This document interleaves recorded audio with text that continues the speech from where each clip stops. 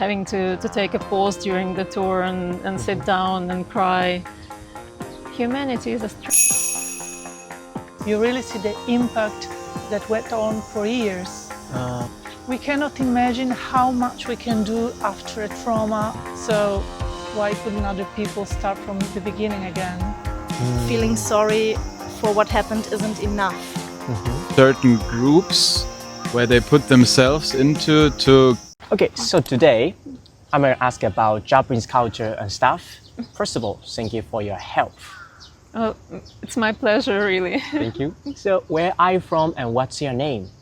My name is Ina, and I'm originally from Russia, from Moscow, but I've been living in Sweden for many years now, so consider myself like both Swedish and Russian at this moment. So, tack in Swedish and Yes. spasiba in Russian. Exactly. Is that right?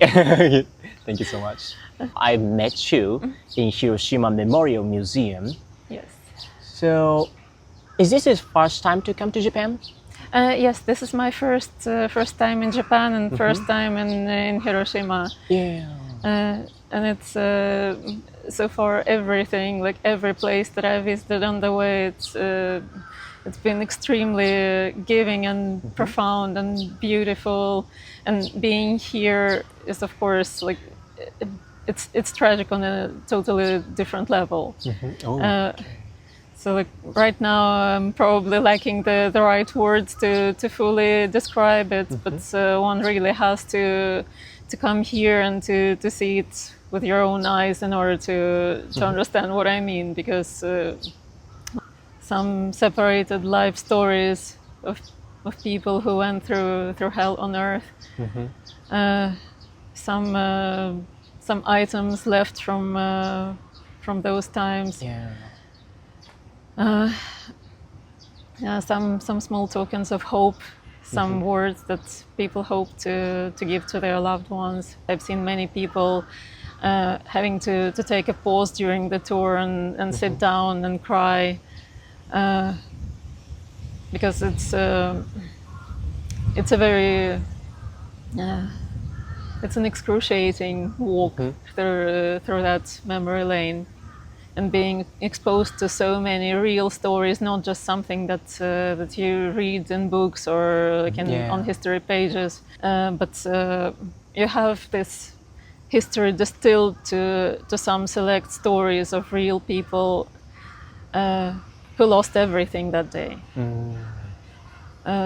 That's after walking those corridors and seeing those things, one appreciates life on a totally different level. Yeah. And also thinks that, well, at least I think that life is too short and too fragile to be wasted on conflict, especially if it's somebody else's conflict. It's usually wars between countries. It is, well, sorry. It's okay, it's okay. Just take your time. I would say that conflicts on a grander scale of things are usually something that regular people just learn, like from propaganda, from politicians, from somebody else imposing their opinions about the other side, painting somebody black, and generally painting things in just like black and white, while there is a lot of not only grayscale in between, but also lots of other colors on the whole spectrum. Yeah. And it's important to be reminded of all of that behind each painted enemy there are real people that don't mean anything against you personally, that just want to live their lives exactly the same way like each and every one of us does. Yeah. It's not peaceful because, you know, the world is chaos nowadays, but it seems like we live in that peaceful lives, so we have to enjoy these lives, because this is a time, now is a time when they really wanted to live. I can imagine that they might have a vision for their grandchildren and grandchildren growing up in the world, like where there is no wars, no destruction, where they can just like live their lives and follow their dreams, become someone who they want to be, free of judgment, free of somebody else's ideas of what their lives should be and how they should be lived. So the last question is going to be like this. What is the strongest message this Hiroshima Peace Memorial Museum have left us? Humanity is a strange beast. It's capable of both extreme brutality and at the same time absolutely indescribable compassion and capacity of love, preserving what you care for. Yeah. And this memorial is a memorial to both someone's extreme cruelty and someone's extreme will to survive and save their loved ones. Yeah. And I think that it's especially important to, like, while of course remembering the first, to concentrate on the second. That it's the love and the power of perseverance that will keep the humanity alive, not the other thing. Oh. Okay. Don't be afraid to see. It will scar you, it will hurt, Yeah. You will most likely cry, but sit with it, take it with you, and remember it. Perceive the reality. Yes, Thank you so much. Thank you for your help. you're most welcome. ありがとうございました。ありがとうございます。Bye bye. Bye. First of all, thank you for your help. ありがとうございま I'm す。 happy to be here. Thank you for the invitation. Thank you. So, where are you from and what's your name? My name is Mariela and I'm from Italy. Okay, Italy. Grazie. Prego. Why did you choose Hiroshima as one of the destinations? Oh, it's very interesting for us because of its history. We also studied this history at school. What kind of aspects are you interested in? I think the reconstruction of the events of the Second World War Yeah. overall, and the Japanese culture at the time, and the consequences after the bomb. So you kind of understand on a deeper level what happened in here. Yes, this museum helped us a lot to go much deeper into the thing. Yeah.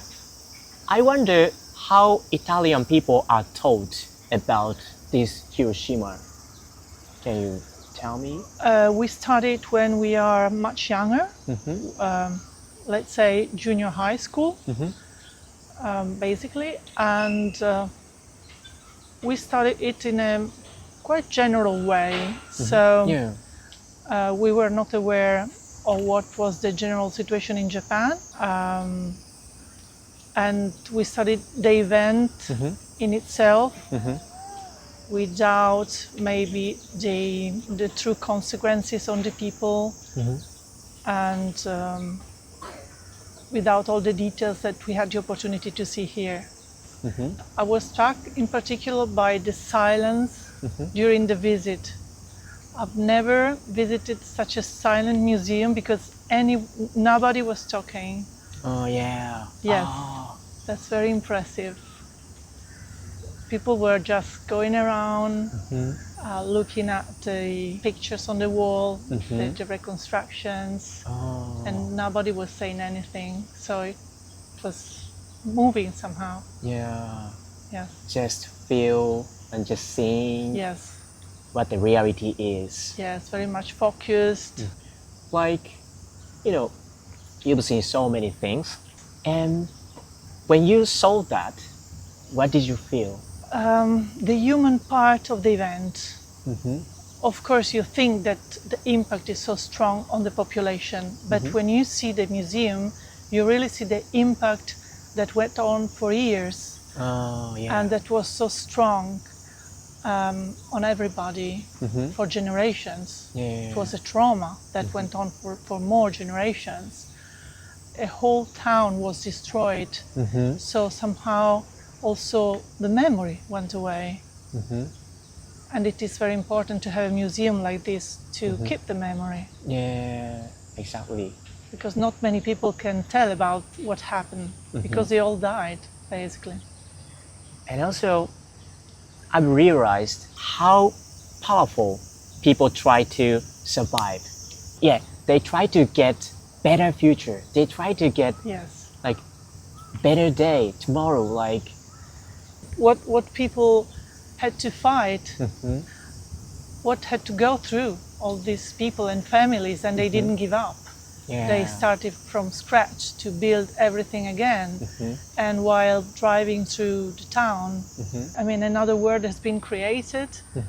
yeah. Yes. I really feel the same way. Yes. Like as we can see these modern towns, the Yeah. skyscrapers, it's really lively. Yes, This- and after all, not so many years passed by Yeah. since the event. So it's incredible what has been built, getting over the trauma and seeing beyond, looking beyond. I cannot imagine how hard they tried to get this. Neither can I. Yeah. Really incredible. Incredible. And then the last question is gonna be like this. What is the strongest message you've taken from this museum? I think that we cannot imagine how much we can do after a trauma, after we have lost everything. So people from Hiroshima really teach us that we can do anything, even in pain, even when we suffer a lot. There's always a strength inside us that keeps us alive and keeps us going, and that's the strongest message that the museum gives us. Never give up, and always think that even in such difficult situations you can rebuild everything. Such a nice word. Few people can say to have gone through such a disaster as Hiroshima people. So why couldn't other people start from the beginning again? Why couldn't we? Yeah. Thank you so much. You're welcome. ありがとうございました。So, grazie. Prego, è stato un piacere. Thank you. Okay. Bye bye. Bye bye. First of all, thank you for your help today. Where are you from and what's your name? We're from Germany. I'm Franzi. And my name is Max. So today, I met you here in Hiroshima, and also you've been to Hiroshima Peace Memorial Park, museum, right? Yeah. Okay. So what was your first impression when you go into the museum? For me, it was just sadness. Yeah, like seeing all those people's fates and people's stories and listening to them, seeing their belongings. It just made me really sad, I would say. And I think you always know the story from history and you know it from paper, and to see it come alive through those stories was touching. Yeah. Like we know the fact that happened in like old times. Yeah. But we come in here and also see the actual things, to perceive them, and then this thing comes down to us. It, comes down to the mind. Exactly. Actually. Yeah. And I mean, being German, we learn a lot about the Second World War and things that happened, but from the German side, the German perspective, and what horrible things happened and what went wrong. But coming here and listening to a different side of the story, different people, different opinions, different stories, that's, really impressive. Both of us are teachers. Teachers? So, yeah. Oh, really? Yeah. So I think it's important for us to know how people can learn things. And I think it's always important to have a personal connection to stories and to things. Like there are even studies that show, for example, that students learn better if they like their teacher and if they like to listen and if they feel heard and seen. Have an emotion about it. And so the fact that you have to connect to things on a personal level to learn something is quite important to us. Yeah, and I think that's a very good starting point, because having compassion for that and feeling sorry for all those horrible stories and for those people who died or survived and lost so many people, that's so important. But it's also something that you can do quite easily. I don't think anyone can go in there and not feel sad about that. That everyone can do that. I think the next step is more difficult, because then you have to choose what to do in order to not let that happen again. Feeling sorry for what happened isn't enough. You have to actively, I mean, I don't know how many discussions we have with older family members over Christmas dinner. If someone says something hurtful about other people, and then you have to discuss, you have to say that's not okay what you are saying. We can't think in that direction again. There were so many wars actually in this long history. Why people repeat the same things in history? It's my question. What do you think about it? It is really such a hard question though. I think if I want to try to answer, it might be that people always need certain groups where they put themselves into to get through life. You always have to be part of a certain group, but if that belonging to a group and that sense of group belonging you have is all you have, like for example, that your whole identity is centering around being part of a certain nation, like for example, I'm so proud that I'm German, it's nothing I can do anything for, like it's like completely out of the things I can do something for where I am born.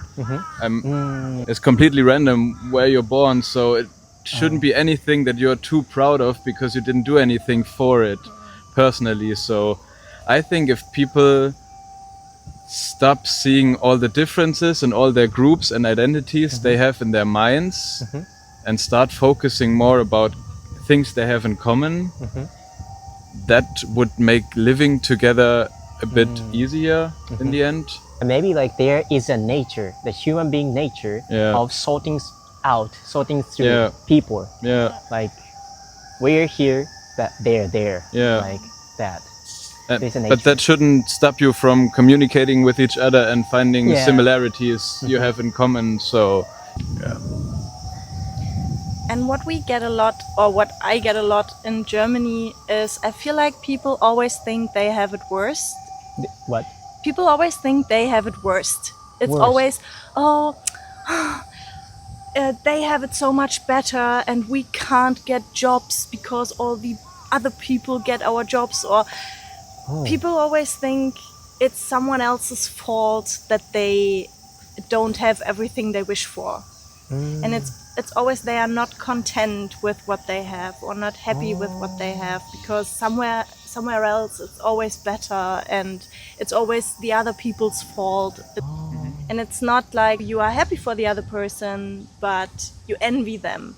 And you don't work out how to work together, so maybe you can share the success, but it's like working against each other more. I mean, of course it's not for everyone, but that's the general feeling I often get in Germany, and I don't like that. But, you know, from my perspective, through my experience, which like interaction with German people, they are really nice, really nice. Yeah, in my honest opinion. And also, they really think about things like seriously. Think about things seriously. So that's why I like to talk with German people like this. What I love about Japanese people, on the other hand, or like the ones we saw and met, is one point the passion people have for everything. Like in Kyoto, we've been to that one small izakaya and they had vegan food. And the guy who was preparing it, he was so passionate and you could really taste it in the way he prepared his food and the way he served it and explained it. And like everything we saw here that's made by people was made with a lot of passion and heart. And that's what I really like. And on the other hand, the being respectful and being like doing things for people and not just for rules, because that's what people tend to do in Germany. Like do things because you're supposed to do them, like what the rule says. And here I feel like people are always doing things for each other, like keeping the elevator door open as long as everyone's in and like really looking out for each other. And that's a thing I really appreciate about Japanese people in general, like from what I saw so far. It's like it looks like a compliment competition. Doesn't it? If there is something you want to say to Japanese people or the viewers, I want you to say that. Okay. I really hope you're not annoyed by that amount of tourists you get. Like, and there's a lot of rules in your country. As a foreigner, you have to adapt to, or at least that's what we feel like. And I hope just we didn't do too many things wrong in the end. And we saw so many nice places. We saw and experienced so many kind people. So thank you, I would say. Thank you for having us. Yeah, thank you for having us in your beautiful country. And please give us some more bins in the future. Some more beans. That's my one wish. We don't want to carry our trash around all day. So yeah. But otherwise, just amazing. Thank you so much. Thank you. Thank you. Arigatou gozaimasu. So, bye bye. Thank you. Thank you, Shane.